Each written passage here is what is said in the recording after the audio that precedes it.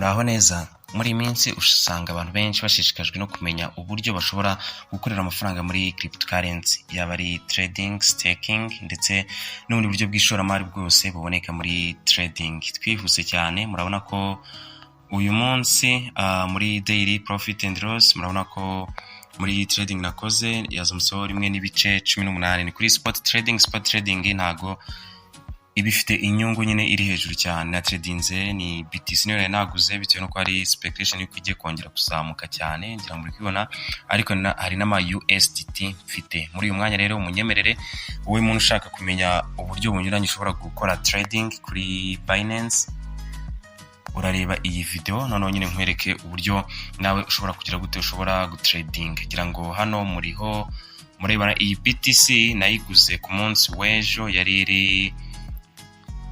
ndumva yari iri ku madolari ibihumbi 19 n'utundi turengaho, yari kiri ku bihumbi 19, ariko murabona ko igeze ku bihumbi 20 n'ibindi, kandi nyine birakerekana ko iri kuzamuka. Ngira ngo muragenda hano mubona uburyo trend yagiye izamuka. Dore kanzenda ndaje mbibereke neza uburyo trend yagiye izamuka kuva ejo. Murabona rwose nta n'iminsi ishize, ejo ari ku bihumbi 16, ni kuri ku itariki 6 z'ukwa mbere ari ku bihumbi 16. So murabona nyuma y'iminsi ngahe rero uburyo yagiye izamuka. Abahanga muri analyze nyine mu bijyanye n'ama cryptocurrency bari kwerekana ko n'ubundi kuko bra BTC hari igihe izamuka kugera mu 60 na kuzamuka, rero ngishobora kongera kuzamuka ikagira agaciro ko hejuru cyane igatumbagira. Hano muri spot trading ntago nyine uko idatanga inyungu iri hejuru cyane ni nako idashobora kugombya cyane wenda ugereranyije nk'izindi trading nka futures trading n'izindi. Hano rero wowe muntu utazi gukora nyine technical analysis wenda bishobora kuba byakugora, kuko hano hari ibyitwa ama time frame. Turi kurebera mu isaha imwe, ushobora kurebera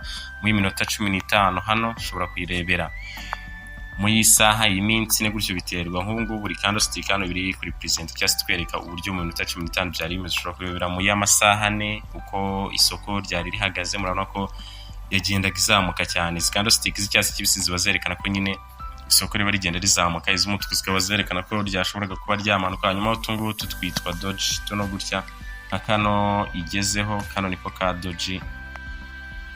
Twa doge no utungutu tuno tuba tumeze gutya. Nitwo ama candlestick ni menshi. Umuntu ushaka kumenya ibintu bya technical analysis nzagenda mbikwereka. Ushobora kureba ngo mu munota umwe byari bimeze bite, mu minota 2, minota 3 gutyo n'ibindi. Hari ibintu byinshi ugenda urebaho. Hari abantu wenda bavuga bati twe turareba kuri support and resistance, katureba mu minota 30 kuko buriya nitanga sinyale nziza. Arabarebera kuri support and resistance no kuvuga iki.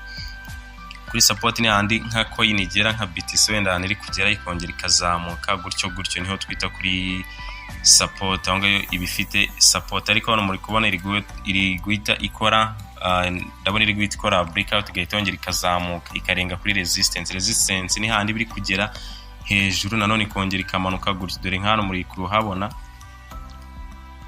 hano ahantu yagiraga ikongera ikamanuka gutyo nk'ahangaha wenda niho twavuga hari nka resistance, ariko urabona hano yarahageze. Ubwo wenda twavuga ko ariho hari resistance, irongerera harenga irazamuka.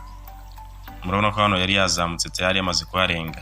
Rero ibe yakoze retest, confirmation retest, ubonye ko ishobora guhita yongera ikazamuka. Ari nabyo nyine byabaye hano. Urabona umuntu hano rero wari wayiguze, umuntu wayiguriye hano murabona ko yahise abona inyungu, ko yahise izamuka itigera hano. So urabona ni ibintu byiza cyane. Rero BTC iri mu bihe byiza cyane. Hari abari kugenda bayigura cyangwa se wenda bayiguriye hano, murabona ko igiye izamuka cyane. Wowe rero ushobora kuba utamenyereye ibintu by'amachat, ibintu by'ama candlestick, ibintu by'ama drawing. Guys, muri cryptocurrency harimo ibintu byinshi cyane.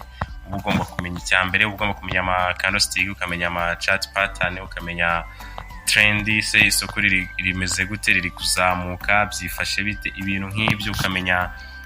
Aya ma indicators ne yarafasha cyane, yaba ari izi ngizi za market, ama RSI, ibiki ama volume nayo ukayamenya se ari gutrading ibingana gute. Ubwo ni demand na supply. Hano rero bwishaka ushobora kuba drawinga umurongo ugiye utandukanye muri ibingibi nyine ukurikije aya ma candlestick uri kugenda ubibona. Gusa wowe ntago nyine wapfa guhita ubikora gutyo gusa mu gihe utagize gute utayimenyereye. Gusa ngiye kukwereka uburyo bworoshye cyane, ntago wenda kuba nakwereka aya machart aya ma candlestick uburyo ameze ntacyo byagufasha cyane nyine mu gihe hanini wenda wowe utagize gute utabisobanukiwe. uburyo ngiye kwereka rero hano murabona ushobora gukoresha ibintu binyuranye, ushobora guhitamo iyi drawing, ushobora kujya kuri settings z'K line yawe ugahitamo ibyo ushaka ko izajya ikwereka ama interval byose muzagenda mubimenya. Bullish ibintu nk'ibyo bullish candlestick ni tuno tw'icyatsi, hanyuma bearish ni tuno tw'umutuku nyine twerekana ko iba yagize gute, iba yagiye imanuka. Hanyuma hano ukaba wareba aya ma RSI nabyo hari byinshi agenda agaragaza guys, ntabwo rero upfa guhita muba mwabimenya gutyo gusa. Iyo ugeze hano rero kuri iyi Binance yacu dusanga imeze iryana amacoin bakutwereka nyine n'ayandi aba ariho taba yagiye azamuka, ariko gusa hano ushobora kujya kuri favorite yawe, ushobora kujya kuri coin zikiza new listings, ushobora kuzireba hano izazamutse cyane cyangwa se losers hano abari izamanutse cyane, gutyo ukagenda uhitamo izo ushaka. Ushobora no kureba muri masaha 28 uko byari bimeze. Hano ngira ngo muri kuzibona zino ni zimwe mu zazamutse cyane, ariko nyine bari ubucoin akenshi usanga bari gushyashya. Hano new listings naho gusa zo ziba ziri risky cyane kuko hano ushobora gushyiramo ukaba wakunguka 50% kuzamuka cyase kimwe nuko wahomba 50% muri izi coin zikizamuka. Iyi ngiyi nkwibutse ni spot trading rero navuga ko nyine ntabwo irimo inyungu nyinshi cyane, ariko nta nubwo irimo ibihombo cyane nkuko wenda katureba hano kuri market. Hano kuri market rero ushobora gutradinga ibintu binyuranye. Hano tusangaho spot nyine ariyo iriya isanzwe rero abantu benshi bakunda, hari futures trading, hari n'izindi, hari n'abandi ma strategic trading nayo twaze kugenda tureba. Rero futures trading kimwe na margin trading biri risky cyane ndaza kwereka impamvu, ndaza kubibabwira. Hanyuma no kuri spot trading wenda nk'abantu bakunze kubikora, akaba yagura nka BTC gutya akabireka gutya agashirana nk'ibyumweru bibiri se ukwezi gutyo. Hari n'abandi bashobora kuba yayigura umunsi umwe agahita yongera akayigurisha. Ibyo tubyita speculative cyangwa se speculation, nyine umwe ugura ikintu wizeye ko mu mwanya cyangwa se mu gihe runaka kiza kuzamuka. Iyo ngiyo ni speculation. Ariko hari n'abandi bayigura wenda for long time by'igihe kirekire. Muri cryptocurrency tubyita hodling. Tubyita hodling ngira ngo hano no mu ma service buriya ya Binance iyo gahunda irimo. Binance kwifite ama service menshi cyane, ifite ama service menshi ashoboka. Katurebe hodling nayo ndumva irimo. Noneho we wifuza nyine kuba wacuruza by'igihe kirekire muri trading rero muri kubona harimo ibintu byinshi cyane. Harimo ukomvata, ushobora kuba ufite ama USDT ushaka kuyishyira mu BTC ushaka kuya convertinga mu bindi, utiriwe ujya gukora trading isanzwe wajyana kuri convert ukabikora. Spot nyine ni isanzwe. Hanyuma hari hano margin aho ugurizwe, ni trading nyine ikorwa ukagurizwa. No futures market iri risky cyane, ariko nanone itanga inyungu z'umurengera. Nayo ndabereka ibyiza byayo n'ibi byayo, peer to peer n'ibyayo nimumenyereye byo kugura n'umuntu. Hanyuma no futures grid nayo ni strategy trading. Harimo n'ibindi, harimo ibintu byinshi hano tuzagenda turebera. Ibintu byose tuzagenda tubibereka hano kuri X menya, byose muzagenda mugira gute mubisobanukirwa. Hano rero tubereke wenda reka twongere tugure BTC bitewe nuko natwe dufite speculation yuko iza kuzamuka. Aho twayigurira singo mwera ngo tuyigure iri hano kuri yageze kuri resistance yayo. Nubwo dushobora kuba twagira gute, dushobora kuba twayigura. Icyo dukora rero hano murabona hariho BTC, BUSD, ubwo nibyo ubwo ni pay waba ugiye kugira gute, ugiye gukora. Hano rero turakandaho hanyuma kugira ngo twe kuko dushaka gucuruza mu BTC na USD, turaza hano kuri utu tuntu murabona hano twaba kuko Binance favorize BNB yayo ni yayo. Rero hano turahita dukanda hano, turaza tuze gutya duhitemo noneho ama USDT, duhitemo pair ya BTC ndetse n'iki n'ama USDT.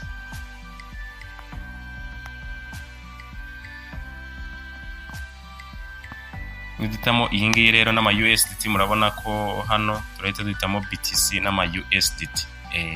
Ariko hano murabona iyo tugiye kugura, iyo dukanze buy hano kuri buy dufite amadolari 6 gusa kuri spot trading. Ni byiza rero ko tubanza tugakora convert. Turaza hano kuri wallet yacu. Kuri wallet murabona ko hano guys twari twaguze Bitcoin ziri ku mafaranga make. Hano murabona ko tumaze kunguka, amaze kuza amafaranga dukijeyo twari twashyizeho.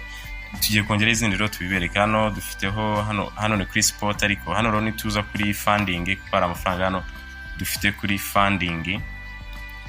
Uraza hano ukaza hano kuri transfer. Guys mbagira ngo nkwereke akantu kose rujye wihangana urebe video yose muntu, kuko ndabiza abantu benshi ntago basobanukiwe iki, ntago musobanukiwe ibintu by'ama crypto, gukora trading n'ibindi. Hano kuri funding ngira muri kubona aravano kuri funding ahite aza hehe, ahita aza hano kuri spot. Ni gutya iyo ushaka kava kuri spot ahita aza kuri funding, ukanda hano bikagira gute bigacurama. Ariko twe dushaka kubikora gutya. None hano murabona ko BTC nta kintu dufite, urayikandaho uhita uhitamo USDT kuko niho dufite amafaranga, niho dufite amadolari 36. ubu hano nidukanda max biraba byakunze, tugeze hano kuri confirm transfer. Gusa ubu ni uburyo bumwe, hanyuma hano hari n'ubundi buryo ushobora kuba wagira gute, dushobora kuba twakoresha. Murabona hano nyine bari kutwereka ko dufiteho amadolari 6, ariko hano kugira ngo sinzi na muri kwibona hano hari akantu ka add. Hano ushobora kwakanda utiri bugenda hariya, hanyuma ugahita ugira gute, ukanda hano kuri transfer kuko ntabwo dushaka gukora deposit. Rero ni inzira yoroshye cyane, hanyuma nubwo ugahita ukora kuri max. Ibi murabona ko nibyo byihuta. Hano murabona ko ahise turakora refresh, ahise azaho 42. Hano bitewe nuko dushaka kugura BTC digitaye wenda uko imeze, kuko hari amakuru dufite yuko iza kugira gute, iza kuba yazamuka. Nubwo imeze bitya hakaba harimo amadoji yerekana indecision, ariko dufite amakuru yuko BTC muri iyi minsi price yayo igiye kuzamuka. Hano rero dushobora kuyigura. Hanyuma hano hari abariho ama market orders. Hano murabona ni kuri limit rero ntago wayiguriraho. Habwa hano limit uba ushobora gushyira hano igiciro kiri munsi y'ikiriho uyu mwanya, kugira ngo niza kumanukaho gato bari bwo uza guhita uyigura. Nicyo limit ivuze. Kandi murabona ko iri ku 20,1969, kandi hano ni 20,1979. Numva niza kugera kuri 79 nibwo hano order yahita iba successful tugeza tuyigura. Ariko kubera ko dushaka kugura noneho turakanda hano kuri iyi limit, aka kantu ka limit kari hano, hanyuma duhite dukora kuri market. Hano hari ama orders ariko nzayabasobanurira ntacyo byose. Stop limit tradings ni iyi ngiyi OCO cyangwa se order cancel all. Ariko twe dushaka gukoresha iyi ngiyi ya market rero ni market price akanya tuba dufite. Hano turaza tugashyiramo amount dushaka. Hano muri USDT hano dushyiramo amount dushaka, hanyuma ushobora no gukanda hano ukavuga uti ndashyiramo 25% ibyo mfite, 100% se 75%, gutyo n'ibindi. Hano ushaka kuzigura zose ukoresha ifite ukanda hano kuri 100%, ugahita ukanda kuri hano kuri buy. Ikindi hano kugura BTC kuzitradinga ni zero fee, nta kintu ukatwa. Ni nkuko bakubwira bati gucuruza bisanzwe mu isoko nta kintu ukatwa, nta musoro utanga. Ni ibingibi rero hano ukanda kuri buy BTC. Hano biba byabaye, murabona ko byabaye success. Byakunze. Hano nyine harimo ama trading atandukanye. Iyi ni spot turi, ushobora kujya no kuri margin, ushobora kujya no kuri P2P, ushobora kujya no kuri fiat, ushobora kujya kuri ya convert. Twabonye hano harimo ama trade, auto invest. Hari ibintu hano Binance rero byo gukorera amafaranga utiri gukora trading.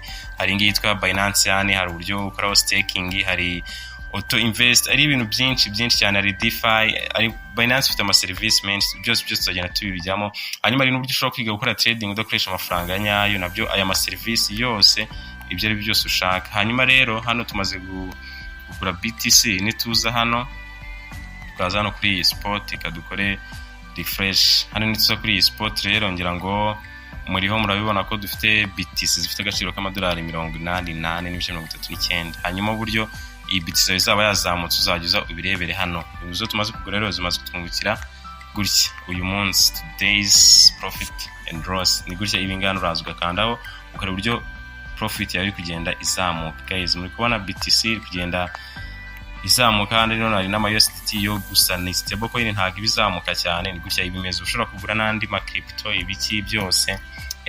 Ngira ngo rwose hano trading uzagenda uyimenya gake. Ngira ngo wenda umuntu utazi inosiyo kuri trading, naberetse hano amavideo menshi, naberetse uko ufungura Binance. Niba utabizi wakanda kuri link iri muri description ukabireba, cyangwa ugahita uyifungura.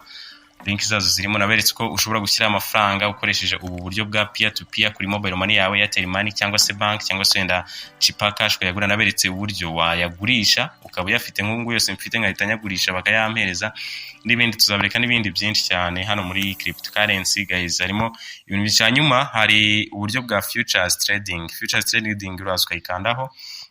Gusa mbere yuko wowe niba ari ubwa mbere ujya kujyaho, hari agatest ubanza gukora. Iyo ugatsinzwe futures trading ntago uba wemerewe kuyicuruza nibura mu gihe watangije nk'amadolari 21. Mu gihe yakago test ugatsinze, ubundi hano kuri spot trading amacyo yo gutangiza trading na amadolari 10. Ariko hano kuri futures ushobora kuba ufite 0.4, nabyo ugakora ibiki ukayitrading. Ikindi nyine impamvu iri risk cyane cyangwa se nanone kuri risk niko ishobora kugereza inyungu hejuru cyane nuko ifite ibyitwa leverage ishobora gushyiramo wenda urugero hano ni 5 wenda reka dukore nka leverage ya 70 wenda y'ijana kadukore nk'iyi leverage y'ijana turebe. So iyi leverage y'ijana rero iyi leverage y'ijana dukoze icyo ibivuze niba tugiye kugura iyi BTC USDT niramuka izamutseho 1% nka kuri mwayibonye hari yarazamutseho 1% gusa cyangwa se gutya yazamutseho 11%, ibi 11 urahita ubikuba inshuro ijana ubwo iraba yazamutseho ibintu byinshi cyane, ubwo iraba yazamutseho ku kigero cy'igihumbi n'ijana gutyo kuzamuka. Ubwo niba bashyize amadolari 5 urahita kuba uyakuba n'igihumbi n'ijana urahita ubona profit idasanzwe. Niyo mpamvu ariko nanone nuhomba nanone igihombo cyawe kiri kuba gutyo. Niyo mpamvu rero iyi ngiyi ibiri risk cyane ku trading nyine bisaba kuba uzi gukora analyze hanyuma ukayikora, ushobora kujyamo gake cyane rwose ugahita uhomba mu buryo bworoshye. So guys, leverage biri risk cyane rwose ntabwo tubagira inama yo kuba mwakoresha nk'ingi. Akenshi abantu batangira akoresha wenda ya 20 ya 5 se 10 gutyo nyine ka leverage koroheje guys, nta mpamvu yo gupanika ngo ushaka inyungu iri hejuru.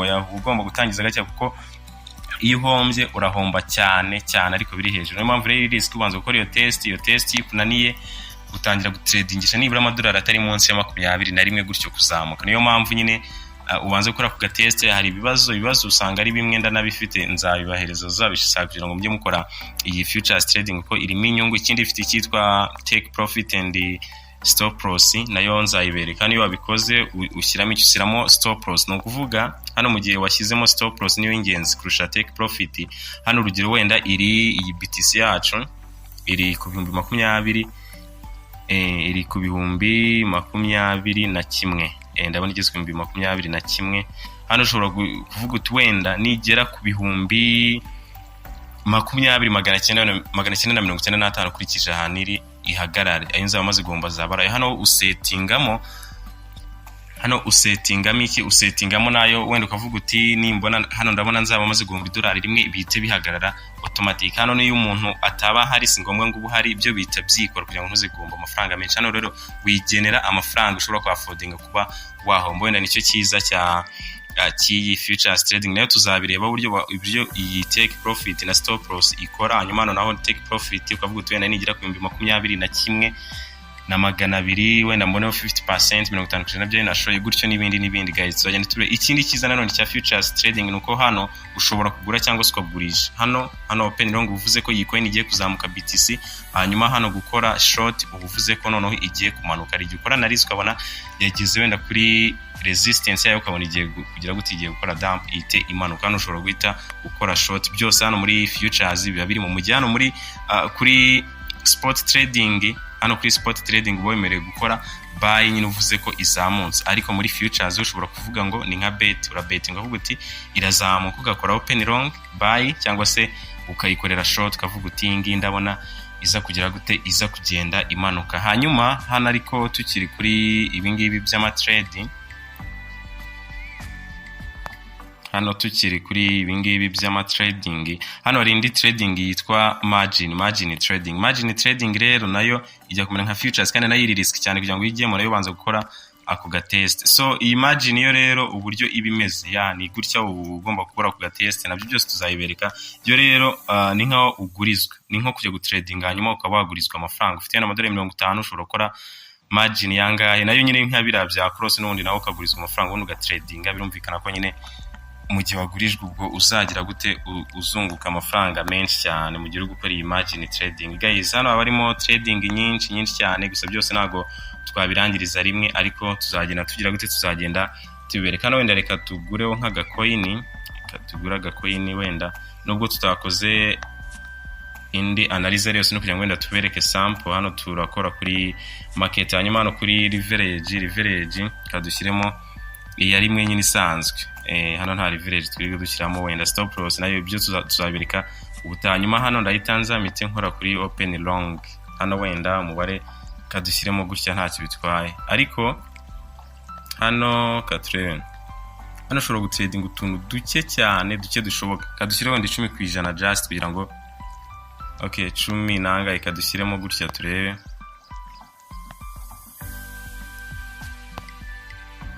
so hano ndabona ntago biri gukunda neza bitewe wenda n'aya dufite ama USDT ane ntago bikunze. Katugerageze indi coin, katugerageze ingi ya Cardano tureba, hanyuma dushyiremo wenda 50%. So murabona ko bise bikunda. Hano rero uraza iyo wafunguye order, hano nta take profit cyangwa se stop loss twashyizemo, hanyuma tukareba kuri iyi position. Murabona guys nta technical analysis twigize dukora, niyo mpamvu nyine muri kubona biri guhita bigenda biri guhita bimera gutya. Ikindi ayisazamo iyi default cross ya 20%. Hano gusa iyo ushaka uyikorera adjust leverage, ukabashyiramo iyo ushaka. Hano stop profit, yes, na ndetse na loss hano ukabishyiramo, cyangwa se hano ugahita ubiclose. Hano murabona ko uyu mwanya twafashe uriho uraduhombye cyane 0 n'ibice ya. Hano rero ushobora kuzugeta wadjustinga iyi ngiyi ukabashyiraho 1. Hano 1 bizakurinda kuba wahomba cyane, cyangwa se ngo ugire gute nanone urumva inyungu zizagira gute zizagabanuka. Hano ndeka dushyireho nk'ingi y'icumi.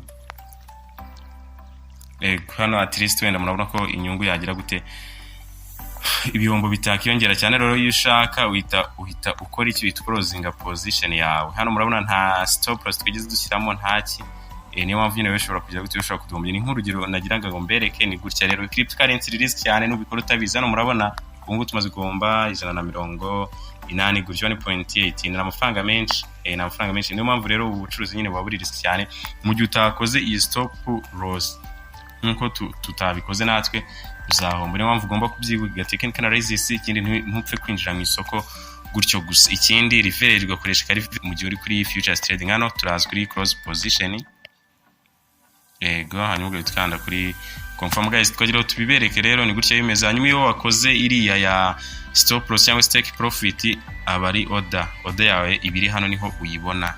So trading rero uyu munsi nanga tuyisoreje guys. Turagenda tubereka ibintu byinshi cyane binyuranye. Hanyuma BTC murabona ko kuri spot trading y'igihe kirekire murabona ko iri kugenda izamuka cyane. So abashaka gukora trading rero akaniko kibanze bashobora kuba bakoresha. Gusa uba bafite ikibazo igitekerezo nyunganizi cyangwa se nyiri mwifuza ko twazabubiraho utaha, still mwatwandikira muri comment, hanyuma tukaba twabafasha. Ibitekerezo byanyu ni ingirakamaro. Ikindi wowe muntu wenda utaramenya gukora trading, hari platform yo ikora nka Binance, ariko batanga sinyari ya buri munsi. So sinyari rero ni kwa nyine bavuga bati coin iraza kuzamuka mukaza kwigura. Rero umuntu wifuza kuzajya abona sinyari za buri munsi ashobora kunyandikira kuri nimero yanjye WhatsApp isanzwe 0780033476 nkamushyira muri iyo groupe, cyangwa se ariko hari na link y'iyo groupe hano muri description y'iyi video, wayireba ubundi ukayijoininga, hanyuma ugatangira nyine gukora iyo trading. Amake yo gutangiza nibura ni $50, ukazajya nyine kubona profit ya buri munsi. Ikindi kuri trading nk'ubu aya mafaranga dufite dushaka tugahita tuyabikuza agahita ajya kuri momo yose. Nayo platform nayo niko imeze. Abantu bashaka gutangirana nayo, ubwo muraza kunyandikira cyangwa se mu joining iyo group, hanyuma mube nyine mwatangira namwe gukora trading. Nk'ibutsa cryptocurrency cyangwa trading investment yose biri risky. Hano twerekana uko ibintu bikora, hanyuma umwanzuro akaba ari wawe. Menya ni ibintu twaguteguriye uyu munsi. Nk'ibisanzwe mwari kumwe nanjye Mr Buda, ariko mbere yuko ngenda ndakubisa muntu turakora subscribe kandi ushaka kumenya ibintu bijyanye n'ama cryptocurrency, kore no kuzogera kugira ngo ibyo tuzajya dukiraho byose ujye uhita ubibona mu buryo bworoshye cyane. Mwakoze mwese.